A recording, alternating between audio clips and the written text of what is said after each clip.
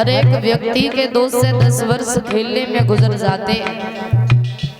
उसके बाद में 20 वर्ष के होते हैं, 30 के हो गए, परदेश चले गए कमाने के लिए। कुछ समझ आ रहा है? अभी हम पहले बताओ।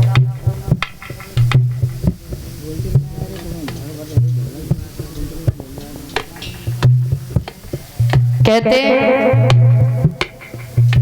30 वर्ष के हुए तो परदेश चले गए कमाने के लिए, और जब परदेश चले गए दिन रात कड़ी से कड़ी मेहनत की, 4 पैसे कमाए। उसके बाद में शादी हो जाती है, और शादी हो जाने के बाद खुद का एक परिवार हो जाता है। उस परिवार को चलाने के लिए भी अनेक कठिनाइयों का सामना करना पड़ता है व्यक्ति को।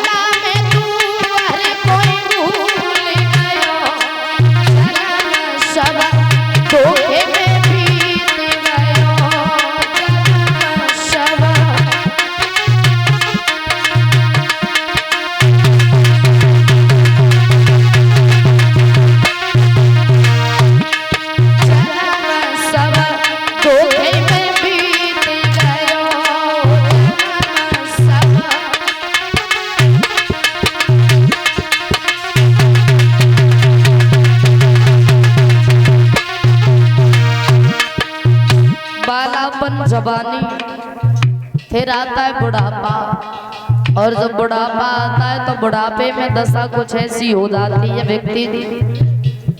वो कहते हैं कि ज्यादा खा लो तो परेशान, थोड़े से भूखे रह गए तो परेशानी, ज्यादा देर तक बैठे तो परेशानी, ज्यादा चले तो परेशानी।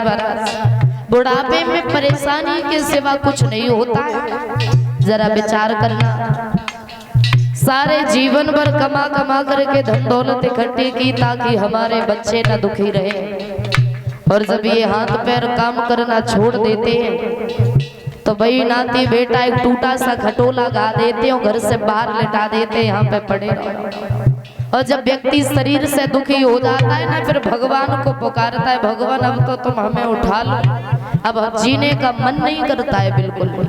क्योंकि सबसे बड़ा सुख होता है शरीर में कोई रोग ना हो हमारा, सबसे बड़ा सुख।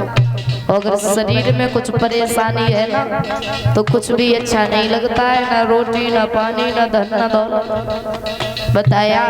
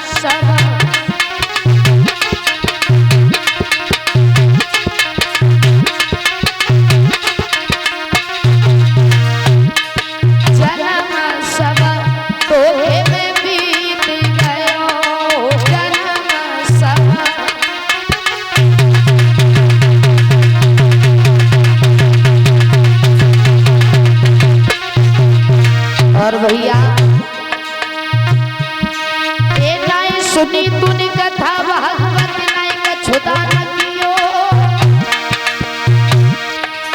ए नाई सुनी तूने कथा भागवत नाई का छुदा न कियो।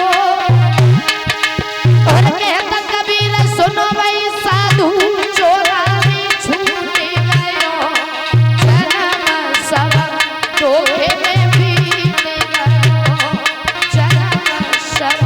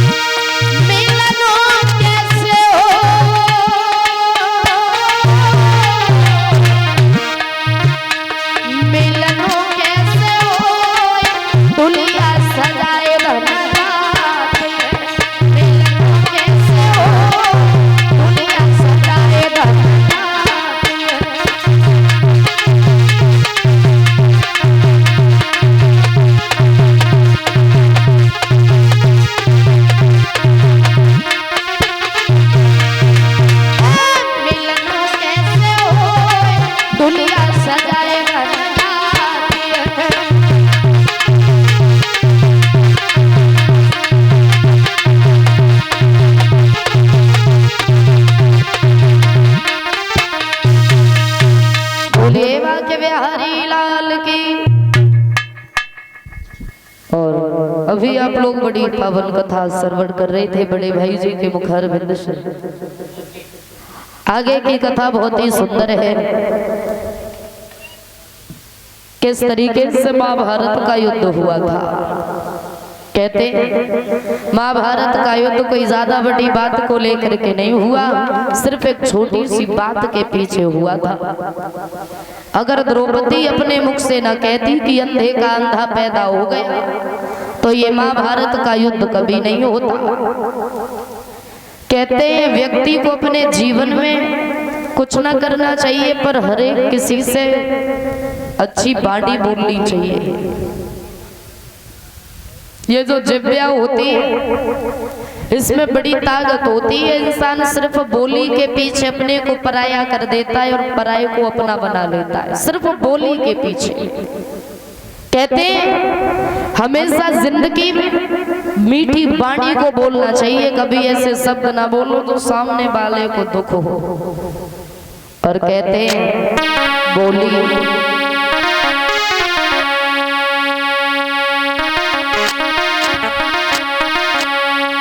सबसे बोलो मीठी वाणी,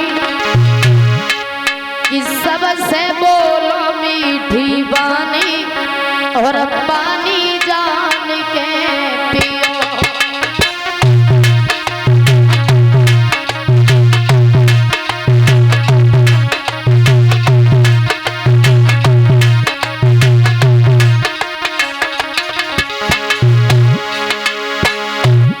सबसे बोलो मीठी वाणी, पानी जान के पियो।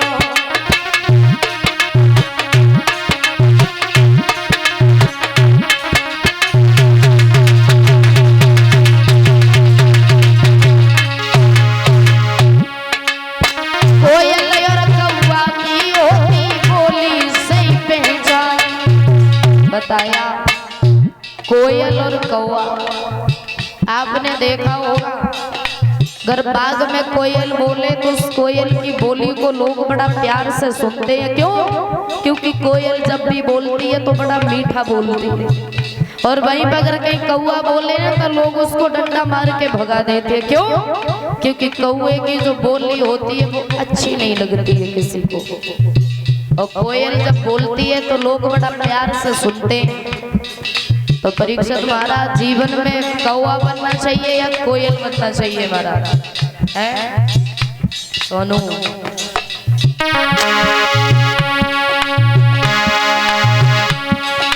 कोयल और कौवा की होती बोली सही पहचान, और बोली तो सरक सिझावे और बोली नरक सिझाई। से बोलो मीठी वाणी, पानी जान के पियो।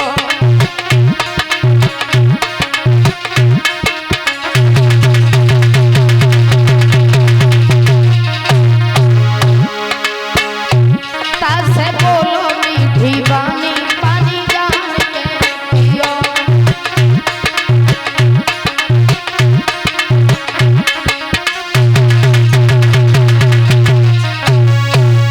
रखना भैया, अगर द्रौपदी अपने मुख से न कहती कि अंधे का अंधा पैदा हो गया तो ये महाभारत का युद्ध कभी नहीं होता।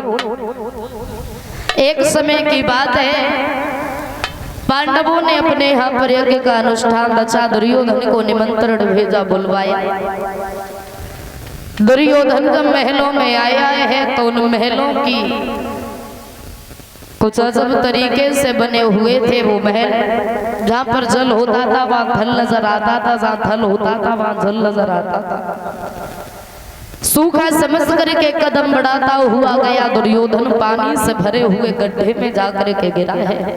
ये दृश्य द्रौपदी अपनी छत से खड़े होकर के देख रही थी, और द्रौपदी ने जब देखा दुर्योधन गिरा तो द्रौपदी हंसने लगी।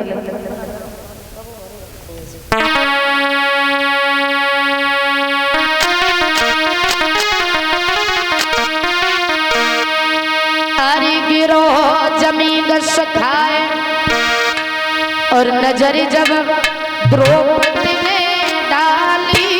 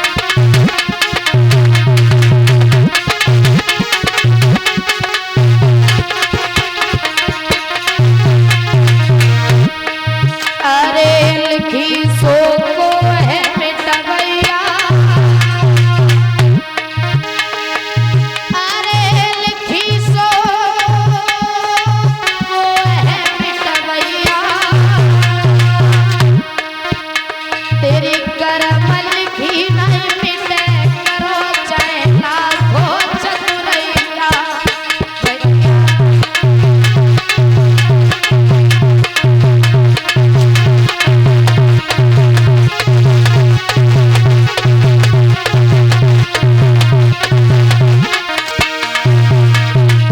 अरे एक दिन चल चलो होवेगी, तेरी घर से उठेगी ले सिजाई, मरघट में जल जाएगी।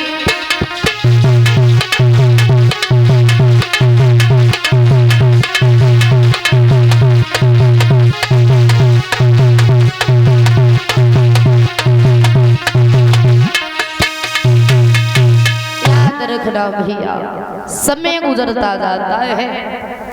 जैसे ही देखा द्रौपदी ने दुर्योधन गिरा तो द्रौपदी हंसने लगी और हंस करके एक बात कही कि हमें तो ऐसा लगता है अंधे का अंधा पैदा हो गया। दुर्योधन उठ करके खड़ा हुआ, एक बात कही, सुनो द्रौपदी, रिश्ते में मैं तुम्हारा जेठ लगता हूं। तुमने हमारा अपमान किया वो तो किया, लेकिन साथ में हमारे पिता का भी अपमान किया। अंधे का पुत्र अंधा, जिसे तुम अंधा कह रही हो ना, वो रिश्ते में तुम्हारे ससुर लगते।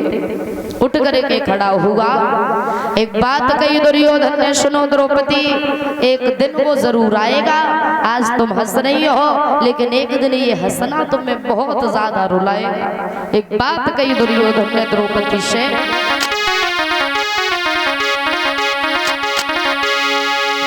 कि द्रौपदी हो समय तू आना, और है आठों पहर काम मेरा, और तो सभा में नंगो नाय करो तो दुर्योधन नहीं नाम मेरा।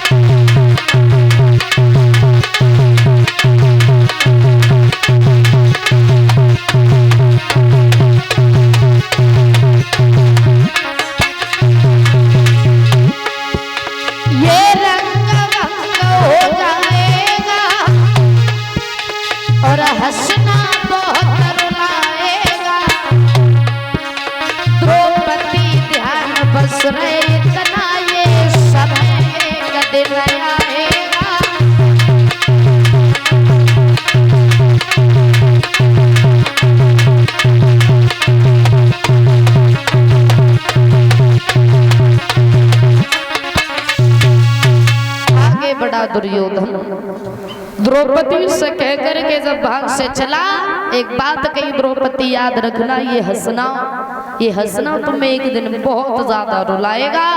अगर मैंने भी तुम्हें भरी सभा में नग्न करके अपनी जंघा पर न बिठाया तो हमारा नाम भी दुर्योधन नहीं। उठ करके भाग से चला गया, और जब भाग से गया जाकर के मामा शकुनी से मिला दुर्योधन। मामा शकुनी ने उतरा हुआ चेहरा देखा तो पूछ लिया, क्या बात है बेटा, बड़ा उदास नजर आ रहे। जवाब दिया, मामा क्या बताएं, उदासी की तो बात है। बोले ऐसी क्या बात है? आज मैं उस पांचाली द्रौपदी के महलों में गया और गलती से गिर गया तो द्रौपदी ने हमसे कहा कि अंधे का अंधा पैदा हो गया। मामा, उसने हमारा अपमान किया वो तो किया, लेकिन साथ में हमारे पिता का भी अपमान उसने किया है। तो तुम हमें कोई उपाय बता दो जो हम द्रौपदी से बदला ले पाए। और एक बात कही दुर्योधन ने, अरे मामा कछुआ कली बताए,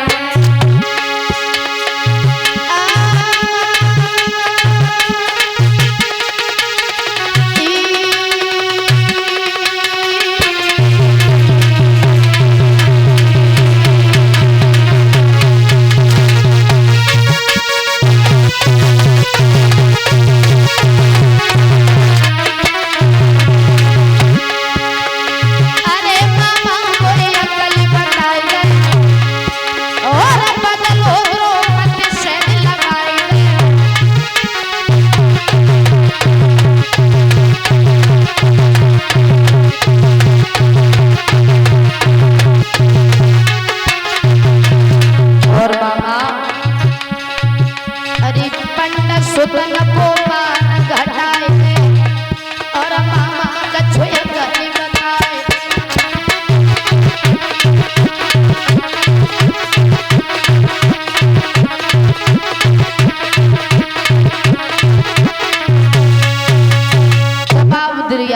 दुर्योधन ने कुछ उपाय हो तो हमें बताओ।